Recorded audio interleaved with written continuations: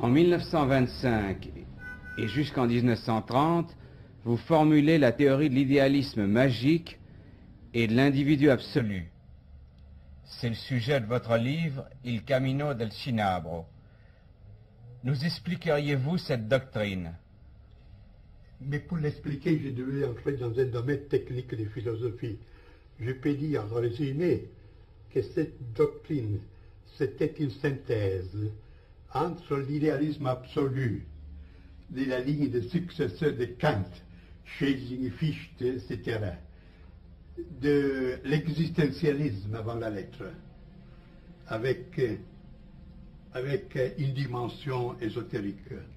En troisième lieu, de la doctrine de la puissance, parce que, comme il est bien compréhensible, un des auteurs qui a exercé sur moi une influence particulière, ça a été Nietzsche. Un certain Nietzsche, parce que je ne l'approuve pas tout. Alors, c'est une sorte de synthèse, là, de théorie de l'absolu absolu. On parle de la position gnoséologique, c'est-à-dire des doctrines de la connaissance. On la développe dans une doctrine du moi, et puis on considère les développements possibles de ce moi jusqu'à un idéal presque chimérique, c'est l'individu absolu.